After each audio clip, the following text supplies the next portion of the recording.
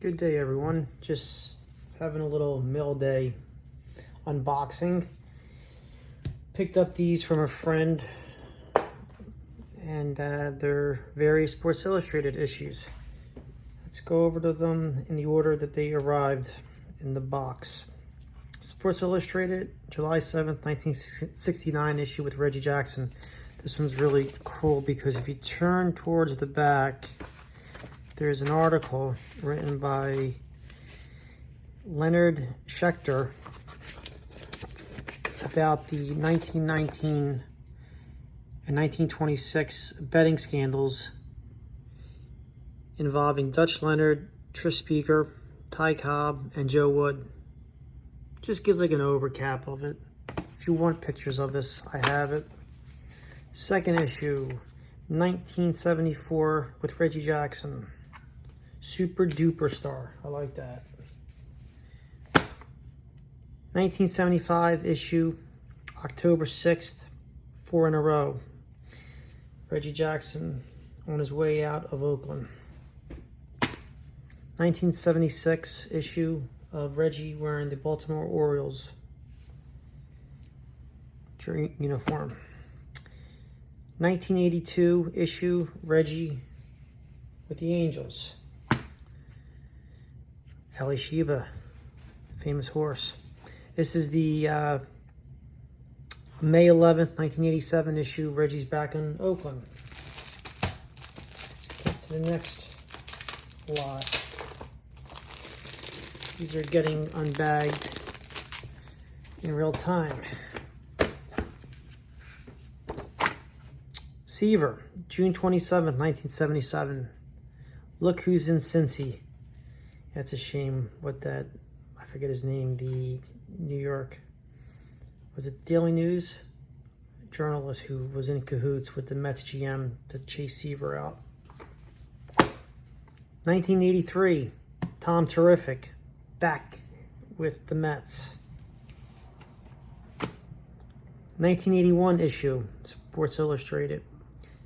Hey, baseball fans, need a quick fix? Want a little instant nostalgia? We bring you Tom Seaver, still terrific after all these years. That's pretty cool. Let's get the next one. Doing the unboxing or unpacking. Joe Namath. This is the 1969 issue, June 16th. I bet this is about the Three Bachelors Bar.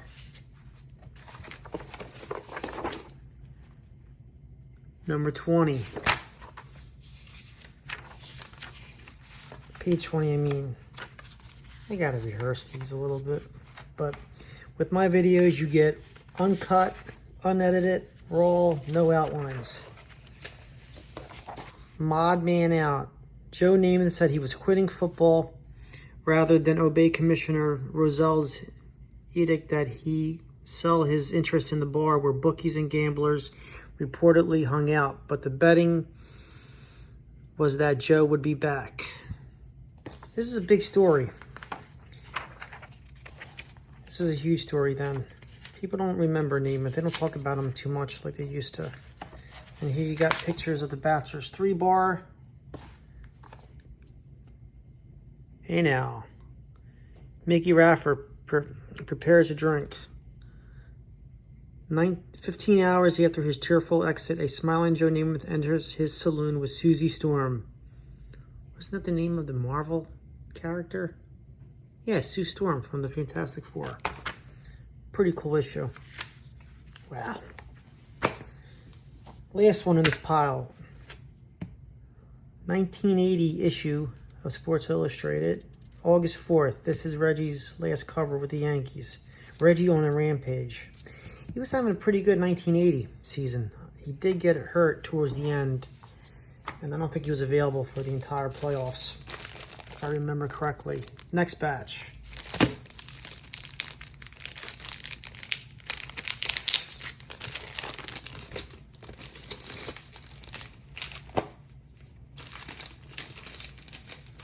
Okay, what do we have?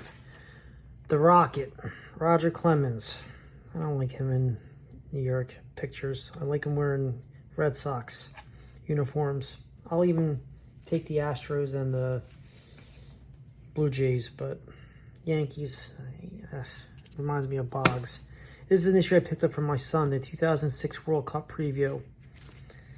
This was Lionel Messi's first World Cup, and I believe Ronaldo's second. Let's see what the preview is real fast.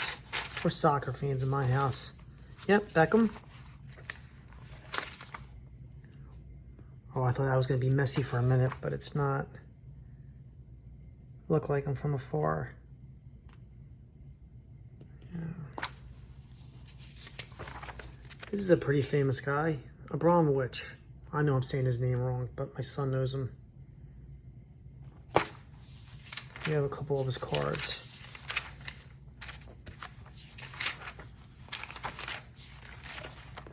It'd be helpful if I just look in the table of contents. Let's see. The People's Team, the Dream Team, World Cup preview. Here it is, page 60. Let's see if there's any Messi in here. There we go.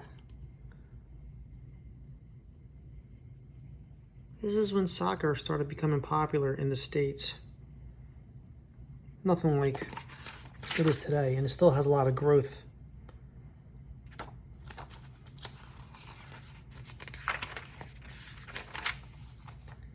Friends, where's the Argentine? Here, Brazil.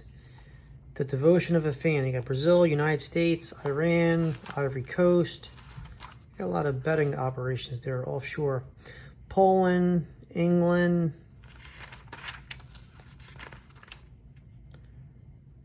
Ronaldo. And my son talks about him. Oh, that's a nice picture. All right, next issue. Another Roger Clemens, this time with the Astros. This is, I need my reading glasses. May 24th, 2004. Wow.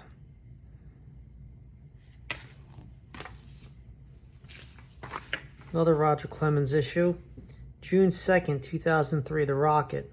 Quest for 300 wins. I actually have the full ticket from this game when he won, because he got 4,000 strikeouts in his 300th win in the same game.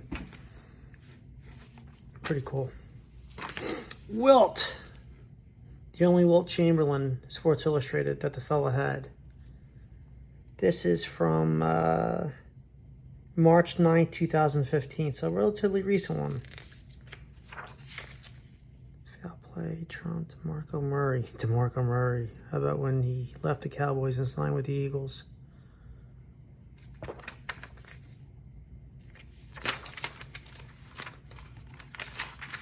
Well, that's like an uncomfortable position.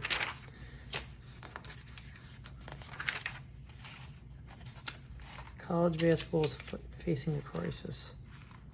Roy Williams, in my opinion, one of the most overrated coaches of all time. If Larry Brown would have got that Tar Heel job, they would have had more wins and more titles. If you bet on sports or talk to a handicapper who knows what he or she's doing, they'll be able to tell you how terrible of a coach Roy Williams was in terms of in-game strategy. Bobby Knight was good. Elite. So you got Wilt on the cover, but there's no Wilt. Oh, here we go. Here's a little bit of Wilt. Boasting about his sexual encounters, Wilt Chamberlain said he would never be any little... There would never be any little Wilties. That may not have been true. Adoptees. Oh, a kid found his quest to locate his biological parents. That's an interesting article. I gotta read this before I talk about it. I wasn't aware of this, and I read quite a few books on Chamberlain. All right. Next one. Okay, we got two more packets. April 13th, 1981, famous Sports Illustrated cover. Brett and Schmidt. Greatest third baseman of all time. Top 3, top 4 in Brett, easily. I would take Brett over Brooks. I would take Eddie Matthews over Brooks Robinson. I know some people are going to consider this an unpopular opinion, but I'm thinking of an older fellow who played in the 20s or 30s and 40s who played third base. It's on the tip of my tongue. But yeah, I would take him over Brooks Robinson. Brooks Robinson was an excellent fielder. Tremendous. The best. Hitting was so-so. Anyway, let's go on to the next one. We got the August 10th issue of 1981. Same exact cover. So one was a baseball preview, and this was the second part of the baseball preview. Another Schmitty, 1976, May 3rd. I think this might be Schmidt's first cover on SI. Home run champ, Mike Schmidt, May 3rd, 1976. I was born February 1976. I went to a candy store with this stuff.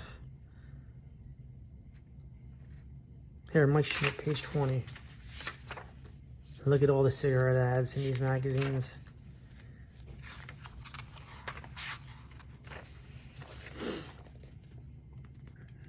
Too bad this didn't come out earlier. We could have had a picture of Schmidt without his Tom Selleck mustache. Actually, Selleck might have been inspired by Schmidt because Tom didn't have the mustache before Mike.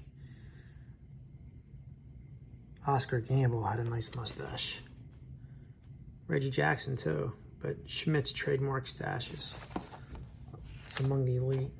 Look at Kingman. Chevis. Okay.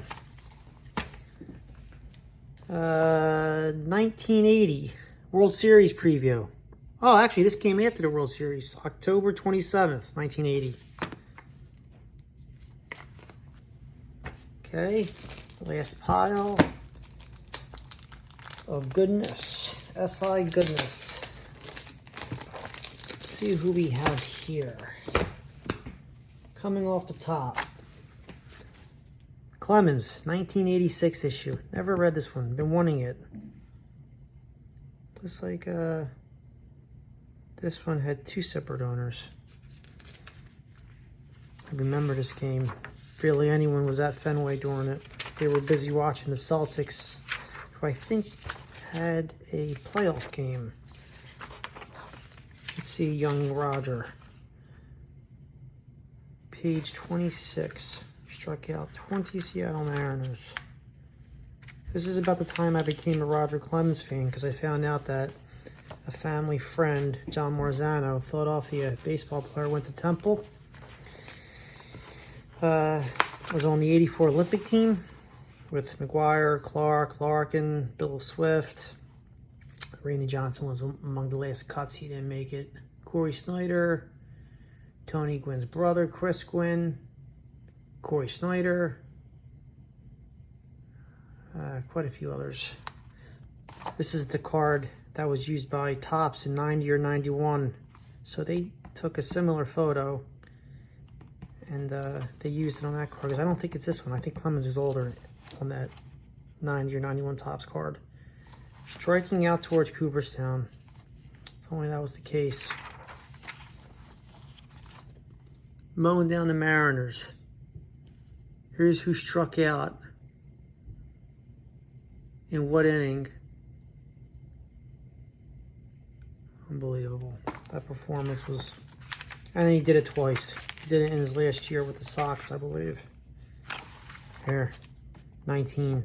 Ryan and Seaver had 19 each. But Carlton broke the record. See, people don't remember how good Steve Carlton was. I know John Keating loves Steve Carlton, calls him his favorite Martian, but Carlton's my guy, man. Once Carlton was wearing down, Phillies released him, went to San Francisco. I needed a pitcher to root for. And since Marzano was a family friend, he knew Clemens, he was with the Red Sox, I just started rooting for the Red Sox and Clemens.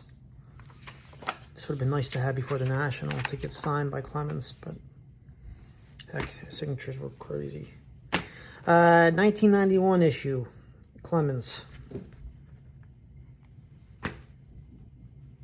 That's May 13th, 1991. Here we go. Steve Carlton. What year is this? July 21st, 1980. 80 was a good year for Carlton. He had a, second or third best season? 72 was his by far. Look, he should have won the NL MVP in 1972. Him not getting it is like Mangley not winning the AL MVP in 84. But it is what it is. And then we have the America's Cup victory at sea for Australia. So, you know, if you're buying this magazine, it's all about the America's Cup. Because people love sailing and tennis and other sports and hunting for whatever they do in Australia. Crocodiles, maybe? Yeah. Anyway, let's get back to the topic. October 3rd, 1983, Carlton. Another Cy Young year. Was it a Cy Young year? Denny won it in 83? I think Carl. I got to check up on that. I got too much baseball knowledge in my head and it's just mixed around. So these are my Sports Illustrated issues from the recent purchase. Quick recap. Carlton. Clemens. Schmidt, greatest third baseman of all time. Don't let anyone tell you it's someone else. Brett Schmidt. Wilt. We don't know what the hell's going on in this issue. It's talking about a kid. Possible son. The Rocket. Soccer preview for all you crazy soccer fans. Reggie. Broadway Joe. People don't realize how important he was for the AFL, to get a better reputation. That Super Bowl III wasn't even called Super Bowl III. The World Cup, the World Championship Game 3. What were they? 18, 19-point underdogs against Baltimore. Seaver. Reggie. This looks like Naked Gun Reggie. Orioles Reggie. Oakland A's, Charlie O. Finley, Reggie. Super Duper Star Reggie. And Reggie's first SI cover, 1969. Thanks for watching, folks.